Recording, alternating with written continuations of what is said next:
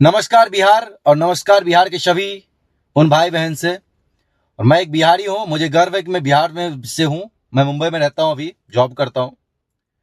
बिहार में बहुत बड़ा एक मुद्दा है, बेरोजगारी मुद्दा। सारे लोग बोलते हैं बहुत बेरोजगारी, यहाँ पे रोजगार चाहिए, पलायन बहुत होता है, पलायन बंद होना चाहिए, शिक्षा होना चाहिए।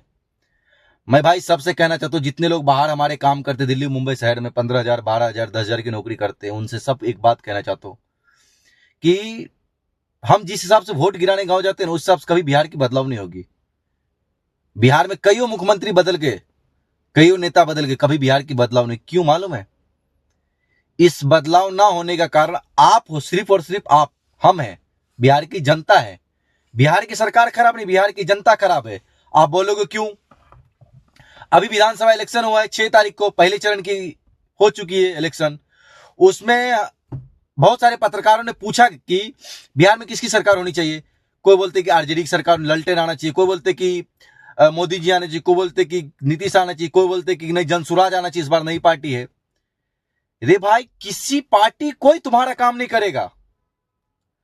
वोट जब तुम करते हो, वोट जब तुम्हें मोदी से या नीतीश से या जनसुराज से किसी ने, तुम जो अपने एरिया के जिस नेता को वोट देते हो, तुम्हारा काम है उससे लड़ना। तो तुम उस नेता को वोट, जबकि तुम्हारे एरिया से आरजेडी का भी नेता खड़ा होगा, बीजेपी का भी नेता खड़ा होगा, जेडीयू का भी नेता खड़ा होगा, सारे नेता खड़े, जनसुराज के भी नेता खड़ा होंगे। पर उन सभी नेताओं में तुम ये देखो कौन सा नेता बेहतर है।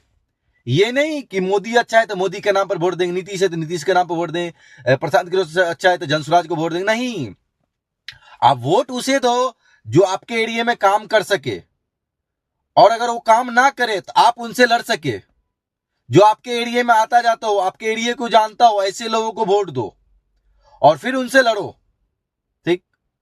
और बहुत सारी बातें हमने सुनी। किसी अंकल से कुछ लोग, पत्रकार ने पूछा, बोलता भाई आरजेडी की सरकार कभी नहीं बननी चाहिए क्योंकि वो जंगल राज हमने देखा 90 के दशक में। कुछ लोग कहते हैं कि बिहार में 2005 के बाद कुछ काम नहीं हुआ है। मैं भी बिहार से रहता हूं, मैंने देखा है 2005 जब से नीतीश जी ने बागडोर संभाला, अच्छा काम किया है। पर यही वाली बात है, या वोट पूरा ना तो नीतीश जी को पड़ता है, ना तो मोदी जी को पड़ता है, ना जनसुरा जी को पड़ता है। तो मेरा कहने में, जब आपने 2005 में नीतीश जी को दी थी सत्ता संभालने बिहार की जनता ने, तो मैं एक बात कहना, जब पूरी की पूरी सत्ता दो उनके हाथ में एक बार, तब वो अपने आप से डेवलप कर पाएंगे।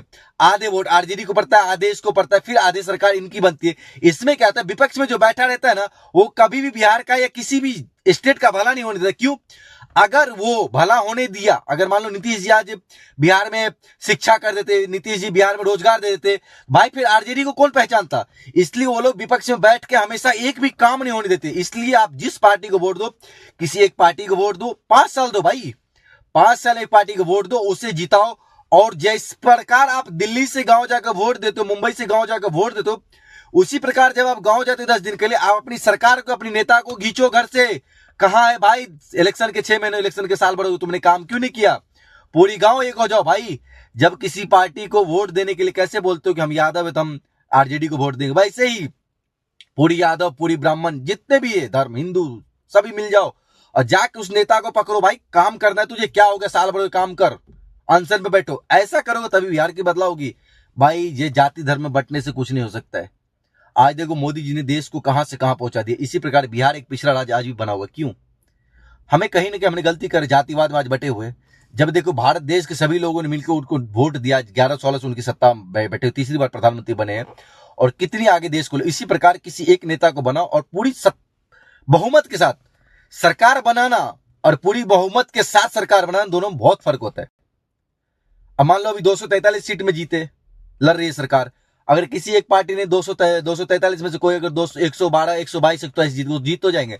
पर विपक्ष में तो 120-21 जन बैठेंगे, वो आपका एक भी काम नहीं होने देगा। जो विपक्ष वाले तो काम एक भी नहीं, सिर्फ आपको दिखावे के लिए बोलेंगे हम आपके हक के लड़ेंगे, हम आरक्षण के लड़ेंगे, हम सरकार के लड़ेंगे, हम रोज, पर वो लड़ेंगे नहीं।